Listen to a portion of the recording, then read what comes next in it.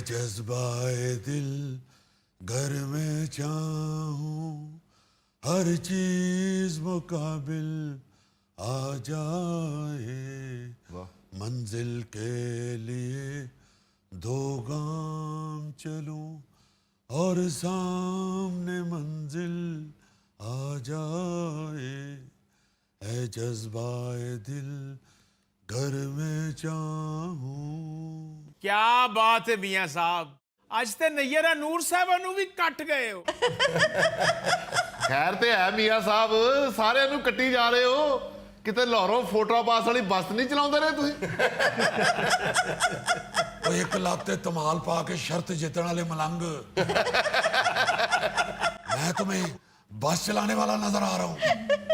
कमाद दे ट्राले दे उत्ते बह के बिजली दियां तारां उच्चियां करन दी ड्यूटी तेरे वर्गे बंदे नूं मिली हुंदी है। सिर्फ इस गलों के बिजली ने होरे दा की बिगाड़ लेना है। खबरदार खबरदार, आज कोई जुगत नहीं करेगा और ना ही कोई बीच में बोलेगा। सिर्फ मेरी बात सुनेंगे आप।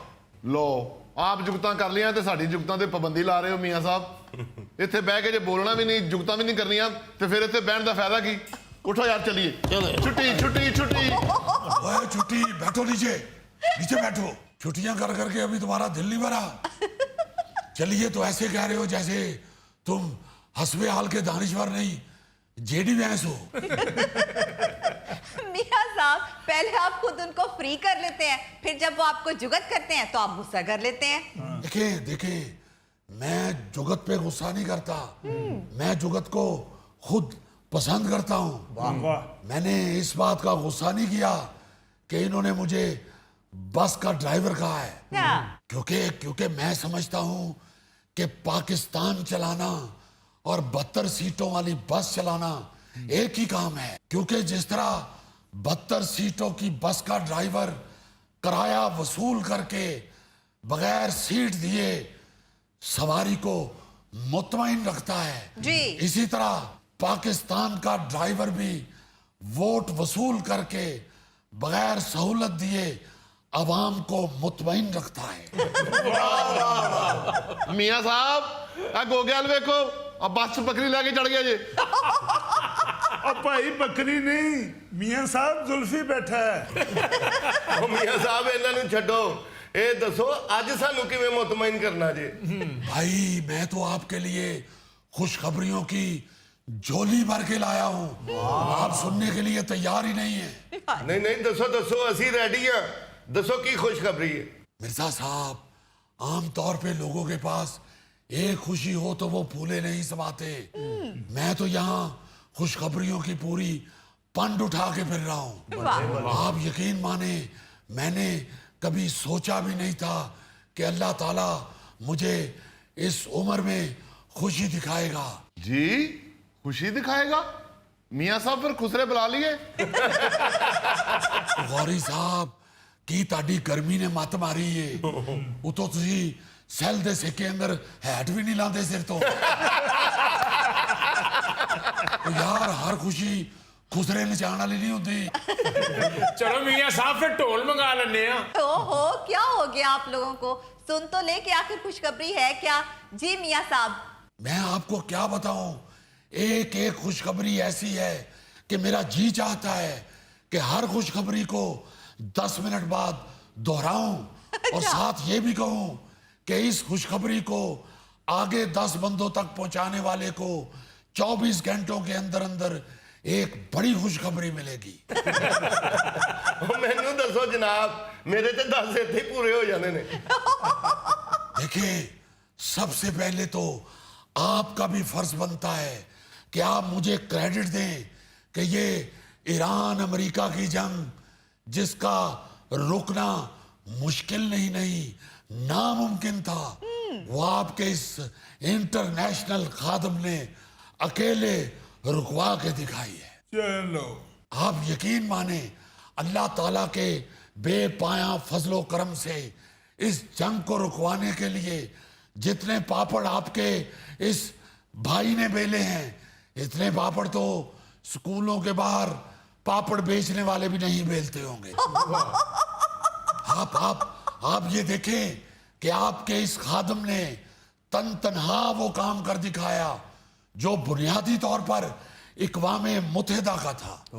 इसलिए आप मुझे साशे पैक यूएनओ भी कह सकते हैं।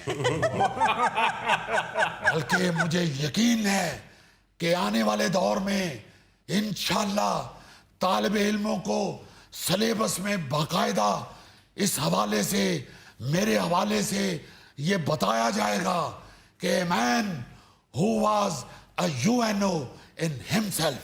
क्या बात है जी भुट्टो।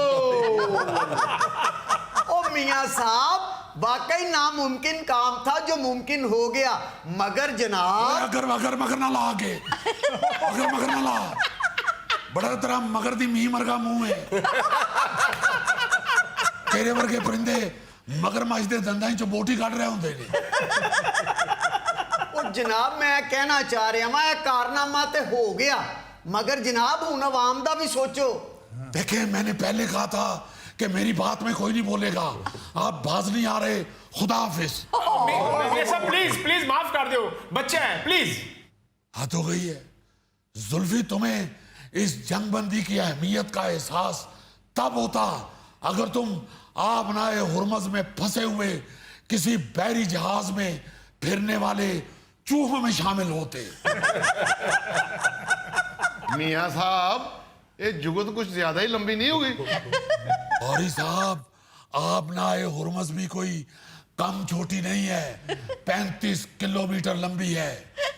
आप यकीन माने कि ऐन मौका पर स्विट्जरलैंड पहुंचकर मुज़ाकराती अमल को टूटने से बचाना इंतहाई मुश्किल काम था जो आपके इस भाई ने किया है। वाह। और आप देखें, अमेरिका और ईरान को एक मेज पर बिठाना बिल्कुल ऐसे ही था जैसे आप कड़ी में पकौड़ों की जगह गोश्त डाल के पकाने बैठ जाएं। आप अपनी भाई की दूर अंदेशी का अंदाजा लगाएं। मैंने सोचा कि कहीं ये ना हो कि मुज़ाकराती टेबल पर चाय पीते हुए बिस्कुटों में इख्तलाफ हो जाए। ईरान कहे कि हम नमकीन बिस्कुट खाते हैं, जबकि अमेरिका कहे कि हम मीठे बिस्कुट खाते हैं। आपका ये भाई यहां से जाते हुए अपने कोट की दाईं जेब में मीठे बिस्कुटों का पैकेट और बाईं जेब में नमकीन बिस्कुटों का पैकेट डाल के ले गया था ताकि मुज़ाकरात की कामयाबी में किसी किस्म का खलल ना पड़े और मज़कूरा फरीकैन के लिए दोनों सहूलतें मौजूद हों। मियां साहब, ये सहूलत अमरीका ईरान वास्ते ही सी या इस वेले भी तुहाडियां जेबां विच दोनों सहूलतां मौजूद ने? गोगा जी, मैं समझता हूं कि बिस्कुटों के 2 पैकेट आपके मुंह में ऐसे ही हैं जैसे ऊंट के मुंह में जीरा। क्योंकि उनका मतलब है कि आपके मुंह में मौजूदा सहूलत मुयस्सर नहीं। और असल बात मैं आपको बताना चाह रहा था। जी। मैंने मुज़ाकरात को कामयाब बनाने के लिए जो तरकीब इस्तेमाल की, आप हैरान हो जाएंगे। मैंने मुज़ाकरात शुरू होने से पहले तमाम लोगों के मोबाइल फोन पकड़कर बाहर रखवा दिए, क्योंकि मुझे मालूम था कि रंग में भंग डालने के लिए किसी भंगी की काल जरूर आएगी। और मेरी तवक्को के ऐन मुताबिक कुछ देर बाद ही जेडी वैंस के फोन पर बेल बजना शुरू हो गई। अच्छा। और आपके इस खादम ने नेतन्याहू की कॉल अटेंड करते हुए जेडी वैंस की ऐसी आवाज निकाली कि मेरा अमला हैरान हो गया। नेतन्याहू को जरा बराबर भी शक नहीं हुआ और उसने मुझे पूरा प्लान समझाया कि किस तरह मज़ाकरात में खच मार के उसे नाकाम बनाना है। मियां साहब, ये कैसे हो सकता है कि नेतन्याहू को जरा भी शक नहीं हुआ कि ये जेडी वैंस नहीं मियां शहबाज शरीफ बात कर रहे हैं? ये बिल्कुल ऐसे ही हो गया जैसे हस्बे हाल की टीम को जरा बराबर भी शक नहीं होता कि ये कोई परिंदा नहीं मुजफ्फर बैठा हुआ है। वाह वाह मियां साहब, बड़ी गल है मियां साहब। मैं आपको क्या बताऊं, बल्कि मैंने तो जेडी वैंस की आवाज में नेतन्याहू को यकीन दिलाया कि भाएं तुसी फिक्र ना करो, मैं मजाकरात नाकाम करा के बस हुणे ही आया। और आप देखें कि अल्लाह ताला के बेपाया करम से इतनी देर में अंदर असली जेडी वैंस ने मजाकरात का अमल मुकम्मल कर लिया। ਮੀਆਂ ਸਾਹਿਬ ਮੈਂ ਤੇ ਸੁਣਿਆ ਹੈ ਕਿ ਜਦੋਂ ਦੇ ਮਜ਼ਾਕਰਾਤ ਕਾਮਯਾਬ ਹੋਏ ਨੇ ਨਾ, नेतन्याहू अपने वाल पुट के कह रहे हैं मेरे कर्ण अर्जुन आएंगे, मेरे कर्ण अर्जुन आएंगे, मेरे कर्ण अर्जुन आएंगे। भाई साहब आप ये देखें कि अल्लाह ताला के बेपाया फजलो करम से पूरी दुनिया में पाकिस्तान की इज्जत में इस कदर इजाफा हुआ है कि कहीं किसी मुल्क में भी पाकिस्तानी अपना तारुफ करवाते हैं तो सबसे पहले तो लोग उनके साथ सेल्फी खिंचवाते हैं। उसके बाद ये जरूर पूछते हैं कि आपने कभी शहबाज शरीफ को देखा है? देखें, मैं अपने मुंह मियां मिठू नहीं बनना चाहता, मगर मैं आपको इसलिए सुनाना चाहता हूं कि आपको खुशी होगी सुन के, हर मुल्क के अंदर खवातीन अपने बच्चों के नाम शहबाज शरीफ रखना शुरू हो गई हैं। जापान में एक औरत ने अपने नौज़ायदा बच्चे का नाम शहबाज क्यों रख लिया है। और रूस में रशिया में एक औरत ने अपने बच्चे का नाम शहबाज तौफ रखा है। अमेरिका में एक गोरी ने अपने बच्चे का नाम शहबाज जैक्सन रख लिया है। ਮੀਆਂ ਸਾਹਿਬ अफ्रीका च भी एक औरत ने अपने बच्चे का नाम रखा जे शहबाज झींगा लाहौर। मियाँ साहब अगर आपकी बात मुकम्मल हो गई हो तो मैं अपनी बात मगर से शुरू कर लूं। वो यार तू तो मगर ही पै गई है भाई। बताएं आप क्या कहना चाहते हैं। मियाँ साहब मैं ये कहना चाह रहा हूँ कि आलमी सतह पे तो आपकी सफारतकारी कामयाब रही, मगर दाखिली सतह भी तो कोई बात करे ना। देखें, दाखिली सतह पर भी अल्लाह ताला के बेपाया फजलो करम से तमाम चीजें इसी तरह हमारे कंट्रोल में हैं, जैसे बड़े से बड़ा आदमी भी घर में अपने बीवी के कंट्रोल में होता है। हाँ, कुछ मामलात में पीपल्स पार्टी के और हमारे दरमियान इतनी सी ही हल्की फुल्की नोक झोंक चली है जितनी ईरानी सदर के इस्तकबाल पर जाते हुए छतरी के मामले में मेरी और जरदारी साहब की नोक झोंक चली है। आपने देखा और मीडिया पर भी वायरल हुआ कि वो एक आध दफा छतरी अपने कंट्रोल में करना चाहते थे, लेकिन अल्लाह के फजल से मैंने छतरी अपने हाथ से नहीं छोड़ी। मियां साहब छतरी तुसी अपने कंट्रोल 'ਚ ਹੀ रखी है और रखी भी अपने सिर ते ही है, बाकी मेहमान तो सारे धुप्पे ही टुरदे आए ने। मियाँ साहब है इंटरनेशनल लोगों की गल छड्डो ते अवाम की गल करो। हजूर ए केड़ा बिल पास करा दिता जे कि टेलीफोन कंपनियां जिदे मर्जी घर टावर ला सकदियां ने, अगर वो बंदे मना करनगे तो उन्होंने करोड़ों रुपए जुर्माना हो जाएगा। ऐसे तो सुन ही नहीं सकते। वैसे मियाँ साहब वाकई ये क्या कानून पास हो गया है कि मोबाइल फोन कंपनियां जिसके मर्जी घर में जबरदस्ती टेलीफोन टावर लगा सकती हैं। लो दसो है कोई गल करने वाली। ओ मियां साहब साडा ते वेड़ा ही छोटा जिहा है, असी गली च मंजियां ढा के सोवांगे। भाई आप लोग हर चीज में खामियां निकालनी शुरू कर देते हैं, कभी उसका मस्बत पहलू भी देखना चाहिए। हमारा अल्लाह के फजल से हमारी हुकूमत का हर इकदाम अवाम की सहूलत के लिए और अवाम की बेहतरी के लिए होता है। हमने ये कानून इसलिए बनाया है कि हम अवाम को जबरदस्ती फायदा पहुंचा सके। भाई एक तो अगर आपके शहर में कोई मोबाइल कंपनी अपना टेलीफोन टावर लगाती है जी। तो आप ये देखें एक तो आपको उसका किराया मिलेगा, दूसरा उसके और कई फवायद हैं। आपका अगर कोई बच्चा नहीं मिल रहा, आप गलियों में ढूंढने की बजाय टावर के ऊपर चढ़ के देख सकते हैं कि हमारा बच्चा कहां फिर रहा है।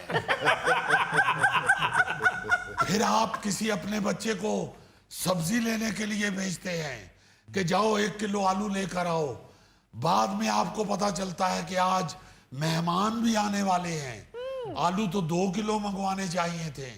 तो आप किसी दूसरे बच्चे को उसके पीछे भेजने की बजाय टावर पे चढ़ के आवाज दे सकते हैं कि बेटा आलू 1 किलो की बजाय 2 किलो लेके आना। फिर हमारी खवातीन, खामन लेट आता है, उससे पूछती हैं कि कहाँ इतनी देर लगा के आए हो। खामन सारी स्टोरी झूठ पर मबनी बता देता है। हमारी खवातीन उस टावर के ऊपर चढ़ के देख सकती हैं कि मुस्टंडा कितने कितने खिलौंडे हैं। फिर आप देखें कि आप टावर के ऊपर चढ़ के ईद का चांद भी देख सकते हैं। फिर मिर्जा साहब, आप सेन में रस्सी बांधते हैं कि कपड़े सूखने के लिए डाले जाएं, उसकी भी अब जरूरत नहीं है। आपके अगर सेन में कोई टेलीफोन टावर लगता है तो अल्लाह का शुक्र अदा करें, जितने मर्जी कपड़े धोएं और उस टावर के ऊपर सूखने के लिए डाल दें। बल्कि मैं समझता हूं कि मोहल्ले में भी आप लोगों से कह सकते हैं कि आप अपने धोए हुए कपड़े हमारे घर टावर पे डाल जाया करें और हमें थोड़ा बहुत किराया दे दिया करें। देखें, ये आपको एक अलग इनकम शुरू हो सकती है। ਲਓ ਜੀ, ਤੁਹਾਨੂੰ ਮੁਬਾਰਕ ਹੋਵੇ ਮਿਰਜ਼ਾ ਸਾਹਿਬ। कादी टावर हाली लगा नहीं ते आमदन शुरू हो गई। गौरी साहब, आपको ये मालूम नहीं कि वो टावर नीचे से कितना चौड़ा होता है। जी जी। आप उसके इर्द गिर्द जाली लगा के उसमें मुर्गियां भी पाल सकते हैं। आप देखें कि आपको घर से ही देसी अंडे मिलने शुरू हो जाएंगे। ਉਹ ਮੀਆਂ ਸਾਹਿਬ, ਜਿੰਨਾ ਚੌੜਾ ਉਹ ਟਾਵਰ ਹੁੰਦਾ ਹੈ, ਜੇ ਉਨਾ ਹੀ ਚੌੜਾ ਘਰ ਹੋਵੇ ਤੇ ਬੰਦਾ ਕਿ ਟਾਵਰ ਲਵਾ ਕੇ ਤੇ ਆਪਣੀ ਮੰਜੀ ਬਾਹਰ ਸੜਕ ਤੇ ਡਾਲ ਲਵੇ। थैला साहब, खुदा के वास्ते मनफी पहलू मत सोचें, मुस्बत पहलू सोचें। आप देखें कि पूरी अवाम सिग्नल ना होने की वजह से हर वक्त कोनों में घुस घुस के हेलो हेलो कर रही होती है, घरों से बाहर निकल रही होती है कि सिग्नल नहीं आ रहे। मैं बाहर जाके फोन सुनता हूँ, कई लोग बेचारे हड्डी की तरह मोबाइल में से मिख निकाल निकाल के सिग्नल ला रहे होते हैं। आप ये तो देखें कि अगर आपके घर की जगह पे मोबाइल फोन का टावर लग जाएगा तो पूरे इलाके के फोन के सिग्नल बेहतरीन हो जाएंगे, लोग आपको दुआएं देंगे। आप छोटे घर को रो रहे हैं, उन्हीं दुआओं की वजह से अल्लाह ताला आपको बड़ा घर दे देगा। ਲਓ ਜੀ, ਅੱਜ ਜਿਹੜਾ ਵੀ ਬੋਲੇਗਾ ਮੀਆਂ ਸਾਹਿਬ ਉਹਦੇ ਵਿਹੜੇ ਦੇ ਵਿੱਚ ਟਾਵਰ ਲਵਾ ਦੇਣਗੇ। कोका जी, आपको तो खुशी से अपने घर में टावर लगवाना चाहिए, क्योंकि आप तो टावर के साथ कमर पे खारिश भी कर सकते हैं।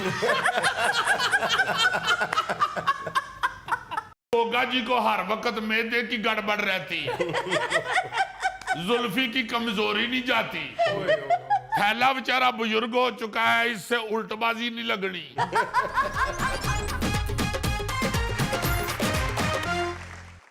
नायरीन, आज की खबर उन सब नौजवानों के लिए है जो बगैर कोई कामकाज किए लाखों रुपए कमाना चाहते हैं। जेम्स बॉन्ड सिर्फ नौजवान नहीं, पाकिस्तानी नौजवान कहो। बिल्कुल नहीं, जब खबर इंटरनेशनल है तो मैं क्यों झूठ बोलूं। यही होता है सच्चा journalist. Thank you very much. पहले खबर सुन ले तो फिर फैसला करना। यार, एक तो ये इंटरनेशनल ले बैठा हमें। शाह साहब, हम कब होंगे इंटरनेशनल यार? तुम शेखुपुरे नहीं गए? नहीं, मैं चीचों को मलिया से वापस आ गया था। जेम्स बॉन्ड, आप मुझे सुनाओ, मैं इंटरनेशनल खबरों में दिलचस्पी रखता हूँ। Thank you. चीन में चिड़ियाघर ने रीछ की खाल पहनकर लोगों को महसूस करने की मुलाजमत मुतारफ करवा दी। वाह जी वाह। 6 घंटे तक रीच बनने की सालाना तनख्वाह 1 लाख युआन यानी पाकिस्तानी 41 लाख रुपए होगी। नौकरी का इश्तिहार दुनिया भर में वायरल हो गया। वाह जी वाह। चलो यार अब मजाक छोड़ो और खबर सुनाओ। यानी मैं पूरी हीर सुना बैठा हूं तो वो ले हीर लबन डे है। और भाई जी यही खबर है, चीन के चिड़ियाघर ने यह मुलाजमत मुतारफ कराई है कि अगर कोई शख्स गोगा टैप कर ले वो हमारे चिड़ियाघर में रीछ के कॉस्ट्यूम पहनकर नौकरी चाहता है तो वो कर सकता है। अच्छा 41 लाख रुपए पाकिस्तानी सालाना तनख्वाह है। वाह जी। यार कमाल नौकरी है। जेम्स बॉन्ड ਇਹ ਨੌਕਰੀ ਗੋਗੇ ਨਾ ਦੇਣਾ ਜੇ ਇਹ ਰਿਚ ਬਣਿਆ ਤੇ ਪਹਿਲਾ ਰਿਚ ਹੋਣਾ ਜਿਹਨੇ ਕਹਿਣਾ मैं मच्छी फ्राई करके खानी। यार जेम्स बॉन्ड इसको नौकरी ना दिलवाना, ये तुम्हें बड़ा गंदा करवाएगा। मुझे दिलवाओ नौकरी, मैं बड़ा डिसेंट रीच बनता हूँ। इस डिसेंट रिच ने शायद दे छत्ते ਨੂੰ ਹੱਥ ਪਾਣਾ ਹੈ ਤੇ ਮੱਖੀਆਂ ਨੇ ਇਹਨੂੰ ਲੈ ਦੇ ਜਾਣਾ ਹੈ। ਚਲੋ ਜੀ ਥੈਲਾ ਸਾਹਿਬ ਨੂੰ ਦਵਾ ਦਿਓ, ਸਾਡੀ ਖੈਰ। ਉਹ ਯਾਰ ਤੁਹਾਨੂੰ ਸਾਰਿਆਂ ਨੂੰ ਆਪਣੀ ਪੈ ਗਈ ਹੈ, ਕਿਸੇ ਮਾੜੇ ਬੰਦੇ ਦਾ ਵੀ ਸੋਚ ਲਓ। मुजफ्फर साहब रीच की नौकरी है, सांप की नौकरी नहीं। यार आप लोगों को अपनी पड़ गई है, पहले इश्तिहार की शराइत तो सुन लो। क्या शराइत है जी? पहली शर्त यह है जी कि उम्मीदवार की उम्र कम से कम 18 साल हो। चलो इस शर्त पे तो आप सारे पूरे उतरते हैं। दूसरी शर्त यह है कि उम्मीदवार जिस्मानी तौर पर फिट होना चाहिए। अच्छा इस शर्त पे आप में से कोई भी पूरा नहीं उतरता, क्योंकि गोगा जी को हर वक्त मैदे की गड़बड़ रहती है, जुल्फी की कमजोरी नहीं जाती, थैला बेचारा बुजुर्ग हो चुका है, इससे उल्टबाजी नहीं लगनी। मुजफ्फर बेचारा इन्ना माड़ा है को रिछ दी खल पा के उंज नहीं टुरिया जाना। शाहजम मिर्जा साहब वैसे गुजराने दे ने, इन्होंने कहना जी मैनू मच्छी दे नाल चौल भी बनवा के दे। और गौरी साहब ने कहना भाई जी मैं खल नहीं पानी, मैं इंज ही रिछ बनना है। और जो सबसे खतरनाक शर्त है आप लोगों के लिए वो ये है कि रीछ को दौरान ड्यूटी लोगों के साथ बात करने की इजाजत नहीं होगी। बस रिछ बने आओ गल्लां किथों करे, तुसा हटना नहीं, लोगों ने रिछ वेखण आना तो तुसी उन्हां नूं जुगतां शुरू कर देनी है। ते गल्लां क्यों नहीं करनियां? रिच गूंगा होंदा है। तो यार गूंगा तो नहीं होता मगर इंसानों की तरह बातें तो नहीं ना करता। हाँ अलबत्ता वो रीछ की आवाजें निकाल सकता है और लोगों से खाने पीने की चीजें भी ले सकता है। सही ਲੈ ਭਾਈ ਗੋਗੇ ਰਿਚ ਖਾਣ ਪੀਣ ਦੀਆਂ ਚੀਜ਼ਾਂ ਲੋਕਾਂ ਕੋਲੋਂ ਲੈ ਸਕਦਾ ਹੈ। मगर गोगा इस पे अनफिट है, क्यों जी? इनू किसी ने खाने वाली शह फड़ानी है, इन्हें खा के कहना होर दियो। ये मुंहों निकल जाना है, ये ना निकलिया होर दियो तो इन्हें कहना मेरे भरा दा हिस्सा भी दियो। जेम्स बॉन्ड गोगे ਨੂੰ ਰਿਚ ਦੀ ਨੌਕਰੀ ਮਿਲ ਗਈ ਨਾ ਤੇ ਇਹਨੇ ਫ੍ਰਿਜ ਕਿਸ਼ਤਾਂ ਤੇ ਲੈ ਕੇ ਆਪਣੇ ਪਿੰਜਰੇ 'ਚ ਰੱਖ ਲੈਣਾ।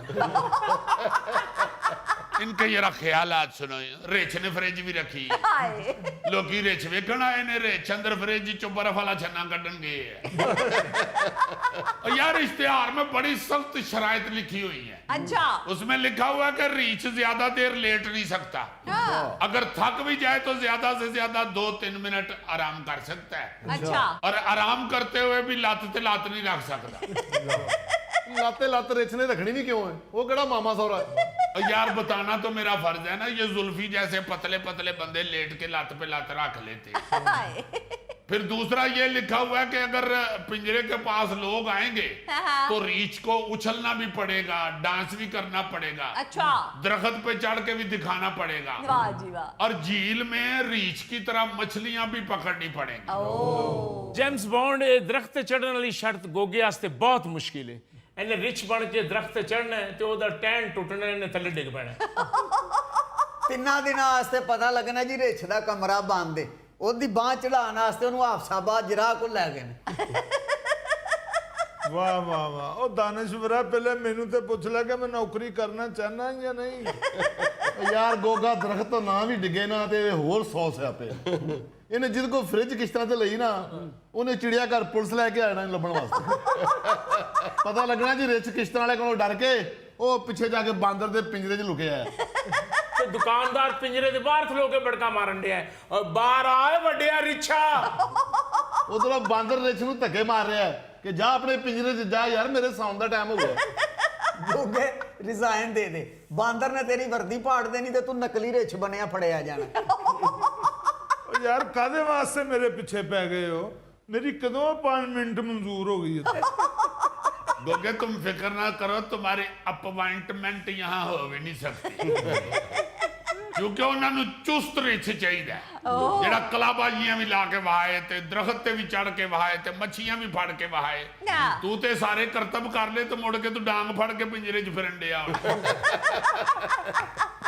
ऊपर से गोगा वैसे भी मस्त मलंग आदमी है और जो गांव से आते हैं ना लड़के चिड़िया घर देखने के लिए वो तो जानवरों को बड़ी जुगतें करते हैं, उनके साथ बातें करनी शुरू कर देते हैं। एवं को पिंड दा बंदा आके ते गोगे नूं पुछ लवे सुना चाचा रिछ ठीक है, गोगे दे मुंहों निकल जाए बस यार अल्लाह दा शुक्र है। उधर तो तमाशाइयों की चीखें निकल जाएंगी, दौड़े लग जाएंगी कि यार रिछ बोल पे है। जेम्स बॉन्ड जी गोगा तो एडा मस्त है, इन्हें रिछ बन के नाल बोर्ड ला लेना, 2 माह का किराया देना है, बच्चों की स्कूल की फीस है, जाते हुए कोई हेल्प कर जाए।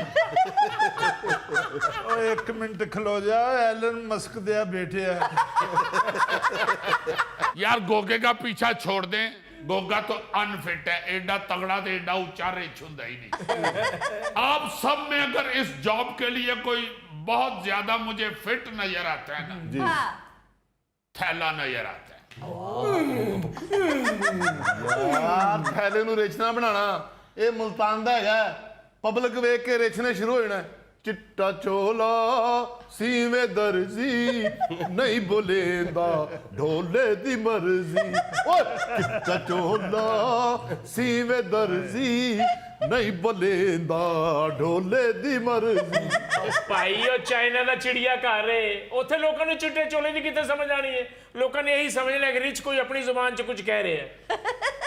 मेरा ख्याल है थैले तुमने वो वाकया नहीं सुना हुआ जिसमें एक एमपीए ने अपने किसी वर्कर को ना सिफारिश करा के चिड़िया घर में नौकरी पे लगवा दी। अच्छा, वो नौकरी ये थी कि ज़ेबरे के पिंजरे के अंदर ना जी ज़ेबरे की खाल पहन के फिरना था। वो एक दिन की होया ज़ेबरे के पिंजरे च शेर आ बड़े, ज़ेबरे ने रौला पा दिता बचाओ बचाओ बचाओ। वो शेर ने भज के ज़ेबरे नूं बांह तो फड़ के कहा 1 मिनट खलो जा, कल्ला तू ही सिफारिश ते नहीं लगा, नाल मेरी भी ना नौकरी गुआ देवी। वैसे दुनिया में ऐसी कई मुनफरद मुलाजमतें हैं जिनका सुन के हैरत होती है। जी जैसे लाइन में लगने की नौकरी। अच्छा, लोग किसी की खातर लाइन में लगे रहते हैं और जिसने नौकरी पे रखा होता है वो एंड टाइम पे उनकी जगह आगे लाइन में खड़ा हो जाता है। मतलब मसरूफ लोग हैं ना, जापान में ये बहुत होता है। अच्छा जी। जापान में अगर किसी जगह पे जाके तो कोई ऐसी अपॉइंटमेंट हो जहाँ पे लाइन लगी हो, लोगों की रश ज्यादा हो, हाँ जी हाँ जी। तो लोग उधर साथ ले जाते हैं किराए वाला बंदा। अच्छा, तो उसे लाइन में खड़ा करके तो अपने काम काज करते रहते हैं। सही। और काम तो वेले हो गए वापस आते ने, उन्नी देर नूं बंदा खिड़की कोल पहुंच गया होंदा है, हाँ। ਉਹਨੂੰ ਪਰੇ ਹਟਾ ਕੇ ਉਹਦੀ ਜਗ੍ਹਾ ਤੇ ਆਪ ਖਲੋ ਜਾਂਦੇ ਨੇ, ਉਹਨੂੰ ਕਹਿੰਦੇ ਨੇ ਲੈ ਪਰ 100 ਦਾ ਨੋਟ ਤੇ ਨਿਕਲੇ ਤੋਂ। वाह जी वाह। क्या कमाल है यार, ये कौन सी नौकरी है? पाकिस्तान में तो लाइन में लगे हुए बगैर पैसों के अगले बंदे को या पिछले को कह के चला जाता है जरा ध्यान रखना मैं आया। हाँ। Yes you know very well कि गोगे ने 3-4 ਇਹੋ ਜਿਹੇ ਦੋਸਤ ਰੱਖੇ ਜਿਹੜੇ ਲੰਗਰ ਵਾਲੀ ਲਾਈਨ 'ਚ ਇਹਦੀ ਜਗ੍ਹਾ ਤੇ ਖਲੋ ਜਾਂਦੇ ਨੇ ਔਰ ਇਹ ਜਾ ਕੇ ਤੇ ਦੂਜਾ ਦਰਬਾਰ ਭੁਗਤ ਆਂਦਾ ਹੈ। जेम्स बॉन्ड साहब, ये सेगमेंट आपने आज मेरे लिए बनाया हुआ था। I am sorry Goga ji, हमें मुंह निकल गया है। अच्छा, एक और बड़ी बेहतरीन जॉब है जी। जो खास तौर पे हमारे पाकिस्तानियों को बड़ी सूट करती है। अच्छा जी। ये जो होते हैं ना जी लग्जरी होटल और गद्दे बनाने वाली कंपनियां, हाँ जी हाँ जी। ये ऐसे अफराद को मुलाजमत देती हैं जिनका काम मुख्तलिफ बिस्तरों पे सोना और उनके आरामदेह होने की रिपोर्ट तैयार करना होता है। यस, जेम्स बॉन्ड यार मैनू उत्थे लवा दे, मैं अद्धी तनख्वाह तेनू दिया करांगा। ये सिर्फ तुम ही नहीं लगना चाहते, पूरा पाकिस्तान ऐसी जॉब ढूंढता है हाँ जी। कि जिथे जाके सिर्फ सौना पवे बिल्कुल। ते जदों उठिए तो सानू पैसे देन ते ही घर चले जाए। और ये ऐसी वाहिद नौकरी है कि कोई भी मुलाजम घर जाके ये नहीं कहेगा कि मैं नौकरी करके अज बड़ा थक गया। कवे सही है गल, बेगम ओदी ने डंडा फाड़ लेना तेरी तो नौकरी आराम करन दी है तो तू फिर थके है। वैसे सर ये तो वाकई बड़ी अजीबोगरीब नौकरी है। मैं कहता हूँ जी ऐसी ऐसी नौकरी, एक और नौकरी आपको बताता हूँ जी। एवं लड़ाई ना पाना, इस नौकरी वास्ते सिर्फ गोगा सिलेक्ट हो सकता है। ओह। मुख्तलिफ होटलों में हांडियां चखने की नौकरी भी होती है।